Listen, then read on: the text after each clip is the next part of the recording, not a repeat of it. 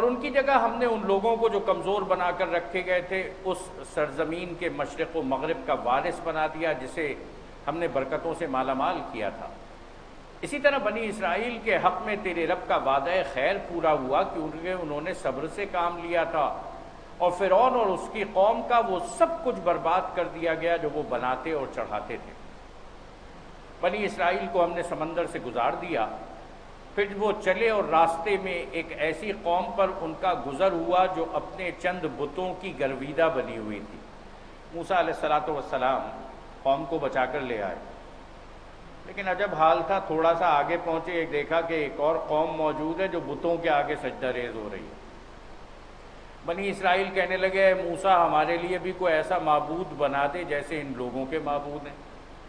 بچایا اللہ رب العالمین نے، مصیبت سے نجات اس نے دی، غلامی سے آزادی اس نے عطا فرمائی، لیکن بھول گئے اور کہنے لگے کہ ہمارے لیے تو پتھر کا کوئی مورت تراش دے۔ کیسے بے وقوف، کیسے نادان، کیسے احمق۔ اللہ کی نعمت ملی، اور دوستو اگست کا مہینہ ہے، بر صغیر کے مسلمانوں نے اپنے رب سے ایک وعدہ کیا تھا، بٹ کے رہے گا ہندوستان، بن کے رہے گا پاکستان۔ پاکستان کا مطلب کیا؟ لا الہ الا اللہ۔ قانون ریاست کیا ہوگا؟ محمد الرسول اللہ۔ بڑی واضح بات تھی، یہ ایک نعرہ نہیں تھا، یہ تو رب سے وعدہ تھا، اے اللہ تو سرزمین دے گا، تیری زمین پر تیرا نظام قائم کریں گے۔ اور میرے دوستو اللہ تعالیٰ نے اس وعدے کے مطابق بر صغیر کے مسلمانوں کو وہ زمین عطا فرما دی۔ یہ پاکستان، یہ روئے زمین پر کلمہ طیبہ کی بنیاد پر بننے والی دوسری اسلامی ریاست، پہلی اسلامی ریاست مدینہ منورہ، دوسری اسلامی ریاست پاکستان۔ لیکن یاد رکھیے 64 سال میں آج بھی اگر ہم مشکلات سے دوچار ہیں اس کی وجہ یہ کہ رب نے تو وعدہ پورا کر دیا، ہم نے اپنا وعدہ پورا نہ کیا۔ موسیٰ علیہ السلام نے بنی اسرائیل سے کہا جیسے ان لوگوں کے معبود ہیں ویسے معبود ہمارے لیے بھی تراش دو۔ موسیٰ نے کہا تم لوگ بڑی نادانی کی بات کرتے ہو، یہ لوگ جس طریقے کی پیروی کرتے ہیں وہ تو برباد ہونے والا ہے، اور جو عمل وہ کر رہے ہیں وہ سراسر باطل ہے۔ پھر موسیٰ نے کہا کہ کیا میں اللہ کے سوا کوئی اور معبود تمہارے لیے تلاش کروں، حالانکہ وہ اللہ ہی ہے جس نے تمہیں دنیا بھر کی قوموں پر فضیلت بخشی ہے۔ اور اللہ فرماتا ہے وہ وقت یاد کرو جب ہم نے فرعون والوں سے تمہیں نجات دی، جن کا حال یہ تھا کہ تمہیں سخت عذاب میں مبتلا رکھتے تھے، تمہارے بیٹوں کو قتل کرتے، تمہاری عورتوں کو زندہ رہنے دیتے، اور اس میں تمہارے رب کی طرف سے تمہاری بڑی آزمائش تھی۔ ہم نے موسیٰ کو 30 شب و روز کے لیے کوہ سینا پر طلب کیا، کوہ طور پر بلایا، اور بعد میں 10 دن کا اضافہ اور کر دیا، 40 دن ہو گئے۔ یہ اعتکاف کے لیے بلایا، یہ ملاقات کے لیے بلایا۔ اس طرح اس کے رب کی مقرر کردہ مدت پورے 40 دن ہو گئی۔ موسیٰ نے چلتے ہوئے اپنے بھائی ہارون سے کہا کہ میرے پیچھے تم میری قوم میں میری جانشینی کرنا اور ٹھیک کام کرتے رہنا، بگاڑ پیدا کرنے والوں کے طریقے پر نہ چلنا۔ جب وہ ہمارے مقرر کیے ہوئے وقت پر پہنچا، اس کے رب نے اس سے کلام کیا تو اس نے التجا کی کہ اے میرے رب مجھے یارائے نظر دے کہ میں تجھے دیکھوں، اے پروردگار میں تجھے دیکھنا چاہتا ہوں۔ موسیٰ علیہ السلام نے کہا، فرمایا تو مجھے نہیں دیکھ سکتا۔ اللہ تعالیٰ نے جواب دیا موسیٰ مجھے تو نہیں دیکھ سکتا۔ موسیٰ علیہ السلام نے اصرار کیا تو کہا گیا ہاں ذرا سامنے کے پہاڑ کی طرف دیکھ، اگر وہ اپنی جگہ قائم رہ جائے تو تو مجھے دیکھ سکے گا۔ چنانچہ اس کے رب نے جب پہاڑ پر تجلی کی تو اسے ریزہ ریزہ کر دیا، کوہ طور ریزہ ریزہ ہو گیا۔ موسیٰ علیہ السلام غش کھا کر گر پڑے، اس منظر کو دیکھ کر غش کھا کر گر پڑے۔ جب ہوش آیا تو بولے پاک ہے تیری ذات، سبحان اللہ، میں تیرے حضور توبہ کرتا ہوں، سب سے پہلا ایمان لانے والا میں ہوں۔ فرمایا اے موسیٰ میں نے تمام لوگوں پر ترجیح دے کر تجھے منتخب کیا ہے کہ میری پیغمبری کرے، میرا پیغام انسانوں تک پہنچائے اور مجھ سے ہم کلام ہو۔ میں تجھ سے ہم کلام ہوا، تو کلیم اللہ ہے، بس جو کچھ میں تجھے دوں اسے لے اور شکر بجا لا۔ اس کے بعد ہم نے موسیٰ کو ہر شعبہ زندگی کے متعلق نصیحت اور ہر پہلو کے متعلق واضح ہدایت تختیوں پر لکھ کر دے دی، اور اس سے کہا یہ توریت تھی جو اللہ رب العالمین نے سیدنا موسیٰ علیہ السلام پر نازل فرمائی تھی۔ ان ہدایات کو مضبوط ہاتھوں سے سنبھال اور اپنی قوم کو حکم دے کہ ان کے بہتر مفہوم کی پیروی کریں، ان قریب میں تمہیں فاسقوں کے گھر دکھاؤں گا۔ میں اپنی نشانیوں سے ان لوگوں کی نگاہیں پھیر دوں گا جو بغیر کسی حق کے زمین میں بڑے بنتے ہیں، جو خام خواہ اپنی بڑائی کا اعلان کرتے ہیں۔ بڑائی صرف اللہ رب العالمین کے لیے، کبریائی صرف اللہ رب العالمین کے لیے، پیدا کرنے والا وہی، نعمتیں دینے والا وہی، بارش برسانے والا وہی، زندگی دینے والا وہی، موت دینے والا وہی، باقی تمام بڑائی کے دعوے جھوٹے۔ وہ خواہ کوئی نشانی دیکھ لیں کبھی اس پر ایمان نہ لائیں گے۔ اگر سیدھا راستہ ان کے سامنے آئے تو اسے اختیار نہ کریں گے، اور اگر ٹیڑھا راستہ نظر آئے تو اس پر چل پڑیں گے، اس لیے کہ انہوں نے ہماری نشانیوں کو جھٹلایا اور ان سے بے پرواہی کرتے رہے۔ ہماری نشانیوں کو جس کسی نے جھٹلایا اور آخرت کی پیشی کا انکار کیا، اس کے سارے اعمال ضائع ہو گئے۔ کیا لوگ اس کے سوا کچھ اور جزا پا سکتے ہیں کہ جیسا کریں ویسا بھریں؟ جیسے عمل کرو گے ویسے ہی آخرت ہوگی۔ عمل سے زندگی بنتی ہے جنت بھی جہنم بھی، یہ خاکی اپنی فطرت میں نہ نوری ہے نہ ناری۔ نیکی کرو گے جنت ملے گی، برائی کرو گے جہنم ملے گی۔ موسیٰ کے پیچھے اس کی قوم کے لوگوں نے اپنے زیوروں سے ایک بچڑے کا پتلا بنا لیا۔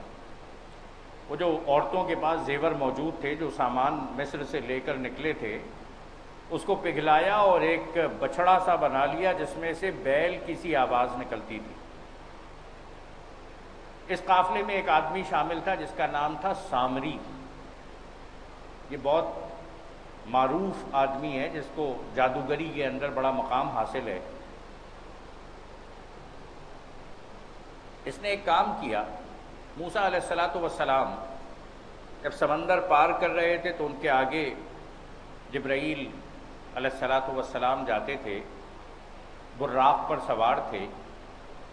اس نے براق کے پیروں سے اڑنے والی خاک مٹی کو اپنے ساتھ جمع کر لیا، اور جب یہ بچڑا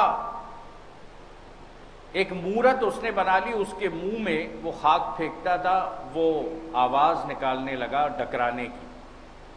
کیا انہیں نظر نہ آتا تھا کہ وہ ان سے نہ بولتا ہے نہ کسی معاملے میں ان کی رہنمائی کرتا ہے؟ گفتگو تو کوئی نہیں کرتا تھا، ذرا سی آواز نکلتی تھی، لیکن جیسے ہی بنی اسرائیل نے یہ دیکھا اس کے آگے سجدے کرنا شروع ہو گئے۔ مگر پھر بھی انہوں نے اسے معبود بنا لیا، اور وہ سخت ظالم تھے۔ پھر جب ان کی فریب خوردگی کا طلسم ٹوٹ گیا، انہوں نے دیکھ لیا کہ در حقیقت وہ گمراہ ہو گئے، تو کہنے لگے اگر ہمارے رب نے ہم پر رحم نہ فرمایا اور ہم سے درگزر نہ کیا تو ہم برباد ہو جائیں گے۔ ادھر سے موسیٰ غصے اور رنج میں بھرا ہوا اپنی قوم کی طرف پلٹا۔ موسیٰ علیہ السلام توریت لے کر واپس آئے، دیکھا کہ وہ قوم وہ تو بچڑے کے آگے سجدہ کرنے لگی۔ آتے ہی اس نے کہا، سیدنا ہارون علیہ السلام کو موسیٰ علیہ السلام نے پکڑ لیا، کہا کہ بہت بری جانشینی کی تم لوگوں نے میرے بعد، کیا تم سے اتنا صبر نہ ہوا کہ اپنے رب کا حکم کا انتظار کر لیتے؟ اور تختیاں پھینک دی۔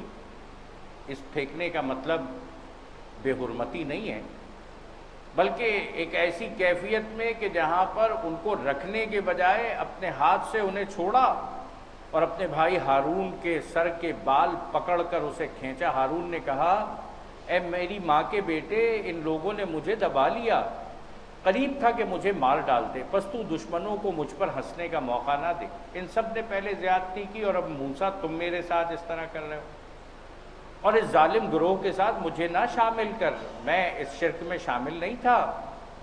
تب موسیٰ نے کہا، اے میرے رب، مجھے اور میرے بھائی کو معاف کر اور ہمیں اپنی رحمت میں داخل فرما، تو سب سے بڑھ کر رحیم۔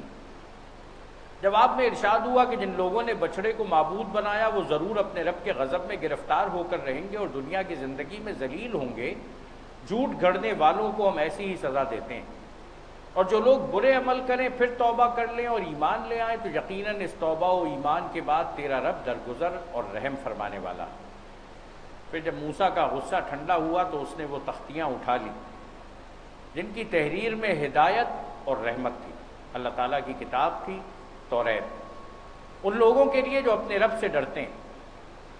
اور اس نے اپنی قوم کے 70 آدمیوں کو منتخب کیا تاکہ وہ اس کے ساتھ ہمارے مقرر کیے ہوئے وقت پر حاضر ہوں گے۔ قوم نے کہا کہ موسیٰ تو یہ توریت لے آیا ہے، لیکن ذرا پتہ تو چلے، ہماری آنکھوں کے سامنے اللہ تعالیٰ یہ تجھے دے۔ موسیٰ علیہ السلام نے کہا کیسا مطالبہ کرتے ہو؟ جب اصرار کیا تو پہلے تو زلزلہ آیا، بعد میں اللہ تعالیٰ نے کہا ٹھیک ہے ان سے کہو کہ 70 آدمی بھیج دیں قوم میں سے منتخب کردہ۔ جب ان لوگوں کو ایک سخت زلزلے نے آ پکڑا تو موسیٰ نے عرض کیا اے میرے سرکار، آپ چاہتے تو پہلے ہی ان کو اور مجھے ہلاک کر سکتے تھے، کیا آپ اس قصور میں جو ہم میں سے چند نادانوں نے کیا ہے ہم سب کو ہلاک کر دیں گے؟ یہ تو چند بے وقوفوں نے یہ کام کیا ہے، یہ زلزلہ آ رہا ہے تو سب ہلاک ہو سکتے ہیں۔ کہا کہ کیا ہم سب کو ہلاک کر دیں گے؟ یہ تو آپ کی ڈالی ہوئی ایک آزمائش تھی جس کے ذریعے سے آپ جسے چاہتے ہیں گمراہی میں مبتلا کر دیتے ہیں اور جسے چاہتے ہیں ہدایت بخش دیتے ہیں۔ ہمارے سرپرست تو آپ ہی ہیں، بس ہمیں معاف کر دیجئے اور ہم پر رحم فرمائیے، آپ سب سے بڑھ کر آپ سب سے بڑھ کر معاف فرمانے والے۔ سیدنا موسیٰ علیہ السلام نے اللہ تعالیٰ سے دعا فرمائی ہمارے لیے اس دنیا کی بھلائی بھی لکھ دیجئے اور آخرت کی بھلائی بھی۔ ہم نے آپ کی طرف رجوع کر لیا۔ موسیٰ علیہ السلام نے دنیا کی بھلائی بھی مانگی، آخرت کی بھلائی بھی۔ اللہ تعالیٰ نے موسیٰ علیہ السلام کی اس دعا کا جواب دیا۔ جواب میں ارشاد ہوا سزا تو میں جس سے چاہتا ہوں دیتا ہوں، مگر میری رحمت ہر چیز پر چھائی ہوئی۔ اللہ تعالیٰ کی رحمت اس کے غضب سے زیادہ بڑی ہے، اور اسے میں ان لوگوں کے حق میں لکھوں گا جو نافرمانی سے پرہیز کریں گے، جو میری نافرمانی نہیں کریں گے، زکوٰۃ دیں گے، میری آیات پر ایمان لائیں گے۔ بس آج یہ رحمت ان لوگوں کا حصہ ہے جو اس پیغمبر نبی امی کی پیروی اختیار کریں۔ میرے دوستو، موسیٰ علیہ السلام کے حوالے سے یہ بات کہی گئی کہ اللہ تعالیٰ نے جواب میں کہا کہ میں ان لوگوں پر رحمت نازل کروں گا جو اس نبی امی کے ساتھ چلیں۔ پیغمبر رسول 1,24,000 جو اللہ تعالیٰ نے مقرر فرمائے اور جو ہر ایک اللہ کا پیغام لے کر آیا۔ یہاں پہ پیغمبر بھی کہا گیا اور نبی بھی کہا گیا، بڑی اہم بات۔ نبی وہ جو صاحب شریعت ہوتا ہے، جس کو اللہ تعالیٰ شریعت عطا فرماتا ہے۔ احمد مجتبیٰ محمد مصطفیٰ صلی اللہ علیہ وآلہ وسلم کو اللہ تعالیٰ نے شریعت مصطفی صلی اللہ علیہ وآلہ وسلم عطا فرمائی، اور یہ پہلے سے بتا دیا تھا نبی امی مکہ معظمہ مدینہ منورہ یہ سرزمین حجاز کہلاتی تھی، اور اس کو قدیم عرب کی کتابوں میں اس جگہ کو ام القریٰ کہا جاتا ہے۔ آج بھی عرفات کے اندر ایک یونیورسٹی قائم کی گئی ہے، ام القریٰ یونیورسٹی، چونکہ وہ اس جگہ سے متعلق ہے، اس جگہ پر ہے۔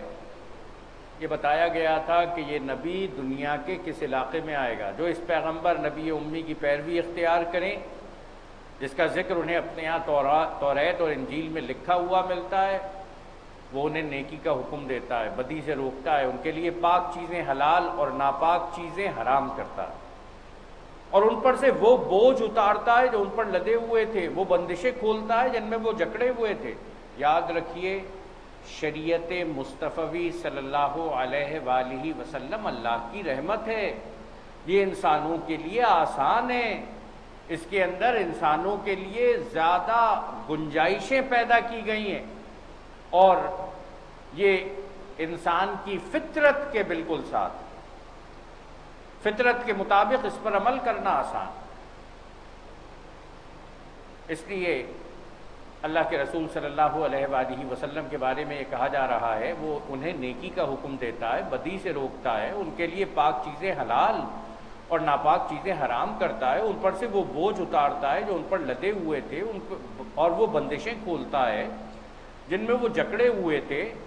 لہذا جو لوگ اس پر ایمان لائیں اور اس کی حمایت اور نصرت کریں اور اس روشنی کی پیروی اختیار کریں جو اس کے ساتھ نازل کی گئی ہے، وہی فلاح پانے والے ہیں۔ ذرا پھر غور کیجیے گا، لہذا جو لوگ ایمان لائیں اس کی حمایت اور نصرت کریں، نبی اکرم صلی اللہ علیہ وآلہ وسلم کی حمایت اور نصرت۔ یہ موسیٰ علیہ السلام کے زمانے کے لوگوں سے بھی کہا جا رہا ہے کہ اگر زندگی میں دیکھ لو گے تو تمہیں اس کے اوپر ایمان لانا ہوگا، اس کی مدد کرنی ہوگی، اس کے پیغام کو دنیا تک پہنچانے کے لیے تمہیں خود اپنے آپ کو پیش کرنا ہوگا اور اس روشنی، نور، شریعت مصطفی صلی اللہ علیہ وآلہ وسلم کی پیروی اختیار کرے جو اس کے ساتھ نازل کی گئی ہے۔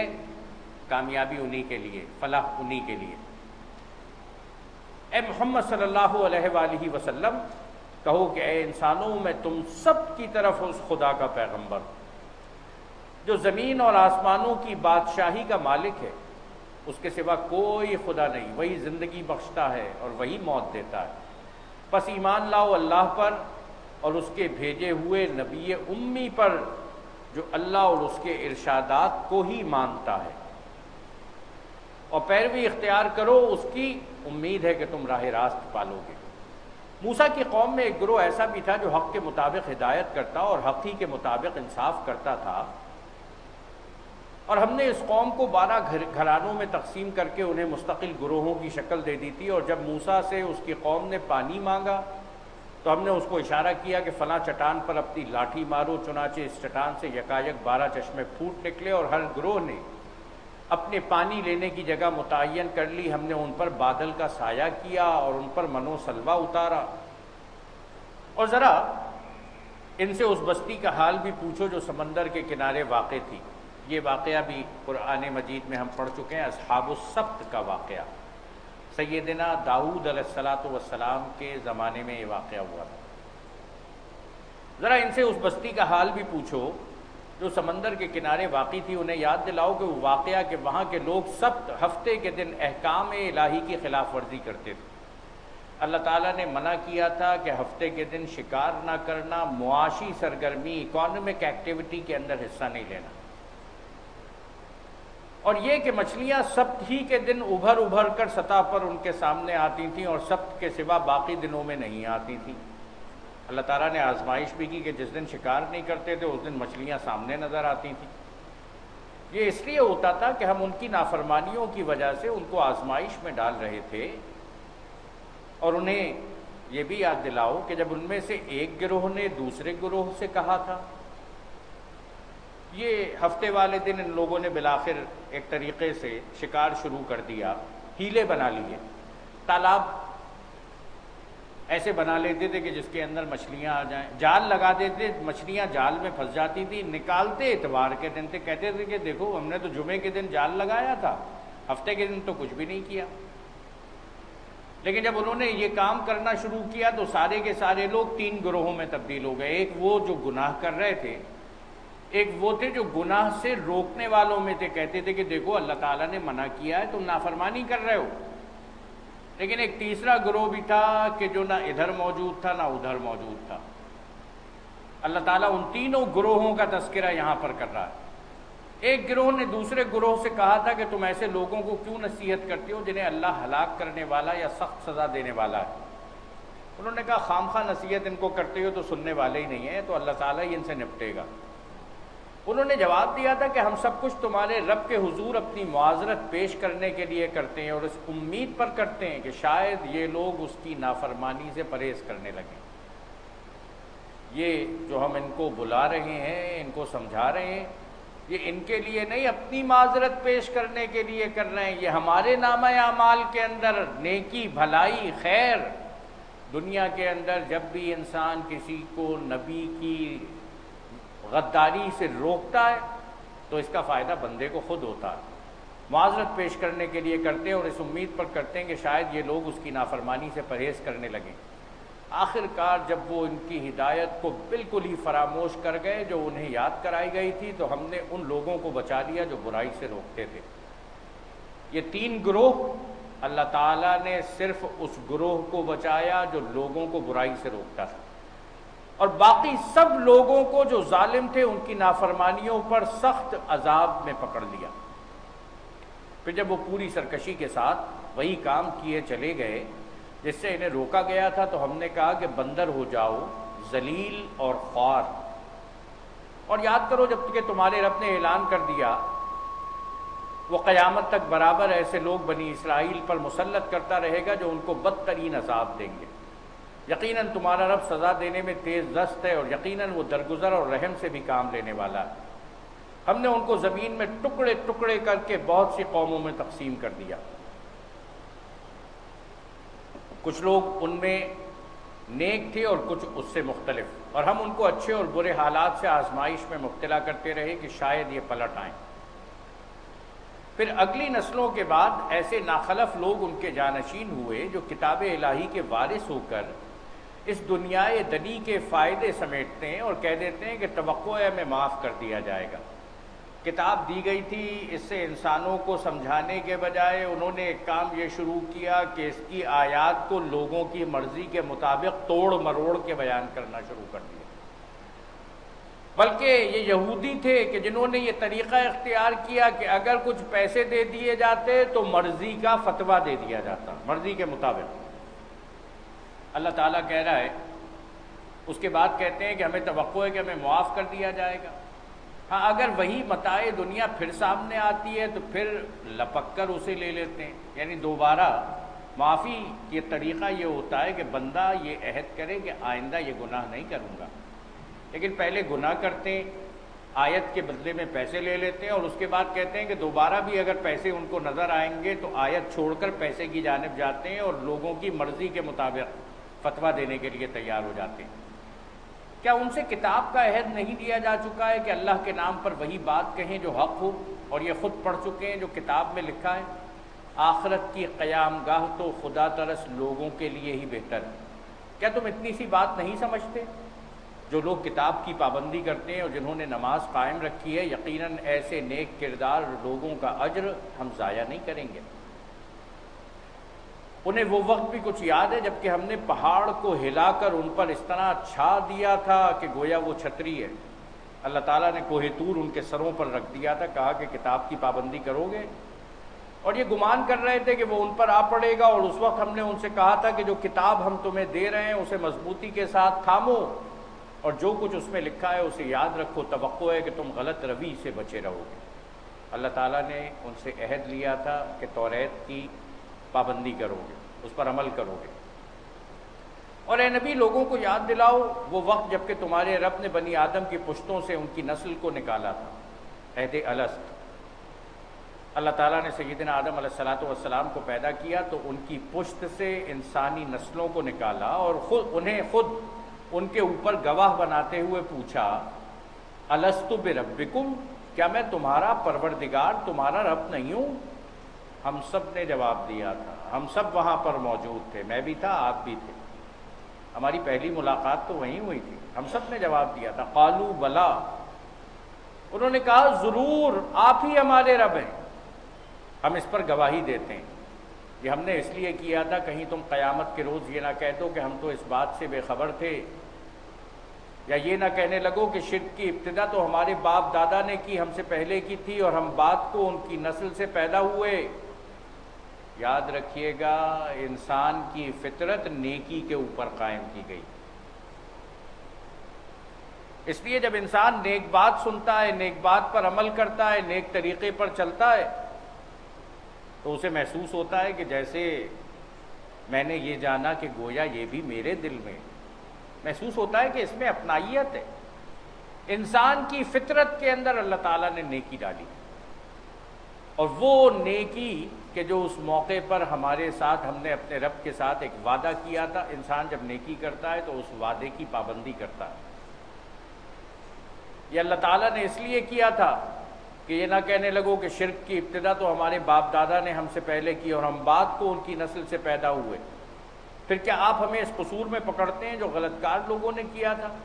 دیکھو اس طرح ہم نشانیاں واضح طور پر پیش کرتے ہیں، اور اس لیے کرتے ہیں کہ یہ لوگ پلٹ آئیں۔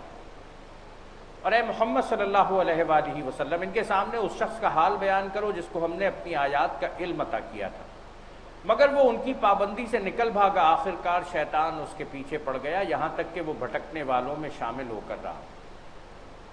مفسرین کہتے ہیں کہ سیدنا موسیٰ علیہ السلام کے زمانے میں جب یہ بنی اسرائیل ان کے ساتھ تھے، ایک بستی کے قریب پہنچے، اس بستی کے اندر ظالم بادشاہ موجود تھے۔ موسیٰ علیہ السلام نے ارادہ کیا کہ بستی کے اوپر بادشاہ کے خلاف کارروائی کریں۔ اس بستی کے اندر ایک ایسا بندہ موجود تھا جس نے اللہ رب العالمین کی بڑی بندگی کی تھی، اس کا نام بعلم بن بعورہ آیا ہے۔ یہ آدمی بڑا زاہد تھا، بڑا نیک متقی پرہیزگار، لیکن وقت کے بادشاہ نے اپنے سپاہیوں کے ذریعے اس کو مجبور کیا، اس سے کہا کہ تم موسیٰ علیہ السلام کی شکست کی دعا کرو۔ یہ دعا کے لیے ہاتھ اٹھاتا تھا، اس کی زبان سے درست بات نہ نکلتی تھی، دعا نکلتی تھی کہ موسیٰ علیہ السلام کو فتح عطا فرما دے۔ اس نے اس کے بعد ایک کام کیا، اس بستی کے رہنے والوں سے کہا کہ اچھا میں تمہیں ایک تدبیر بتاتا ہوں، اور تدبیر یہ بتاتا ہوں کہ تم اپنی کم سن خوبصورت لڑکیوں کو بنی اسرائیل کے لشکر میں بھیج دو۔ یہ بنی اسرائیل کے لشکر میں جائیں گی، وہاں پر بدکاریاں کریں گی، بنی اسرائیل جب ملوث ہو جائیں گے تو پھر اللہ تعالیٰ کی مدد نہیں آئے گی اور فتح سے محروم ہو جائیں گے۔ اس آدمی نے ایسا برا مشورہ دیا، اسی کے بارے میں کہا جا رہا ہے، اور اے محمد صلی اللہ علیہ وآلہ وسلم ان کے سامنے اس شخص کا حال بیان کرو جس کو ہم نے اپنی آیات کا علم عطا کیا تھا، مگر وہ ان کی پابندی سے نکل بھاگا، آخر کار شیطان اس کے پیچھے پڑ گیا، یہاں تک کہ وہ بھٹکنے والوں میں شامل ہو کر رہا۔ اگر ہم چاہتے تو اسے ان آیتوں کے ذریعے سے بلندی عطا کرتے، مگر وہ تو زمین ہی کی طرف جھک کر رہ گیا اور اپنی خواہش نفسی کے پیچھے پڑا رہا۔ بادشاہ کے سپاہیوں کے آگے ڈر کر اس نے شیطان کی پیروی کی، لہذا اس کی حالت کتے کی سی ہو گئی کہ اس پر حملہ کرو تب بھی زبان لٹکائے رہے، اور اسے چھوڑ دو تب بھی زبان لٹکائے رہے۔ یہی مثال ہے ان لوگوں کی جو ہماری آیات کو جھٹلاتے ہیں۔ تم یہ حکایات ان کو سناتے رہو، شاید کہ یہ کچھ غور و فکر کریں۔ بڑی ہی بری مثال ہے ایسے لوگوں کی جنہوں نے ہماری آیات کو جھٹلایا، وہ آپ اپنے ہی اوپر ظلم کرتے ہیں۔ جسے اللہ ہدایت بخشے بس وہی راہ راست پاتا ہے، اور جس کو اللہ اپنی رہنمائی سے محروم کر دے وہی ناکام و نامراد ہو کر رہتا ہے۔ اور یہ حقیقت ہے کہ بہت سے جن اور انسان ایسے ہیں جن کو ہم نے جہنم ہی کے لیے پیدا کیا۔ کبھی لوگ کہتے ہیں کہ تو اللہ تعالیٰ کہہ رہا ہے کہ وہ جہنم میں کے لیے پیدا کیا، نہیں، یہ بالکل ایسا ہی ہے جس طرح کوئی استاد اپنے شاگرد کے کاپی کو اور اس کے چال چلن کو دیکھ کر پہلے سے کہہ دیتا ہے کہ یہ تو فیل ہی ہو جائے گا، یہ بات بالکل اسی طرح ہے۔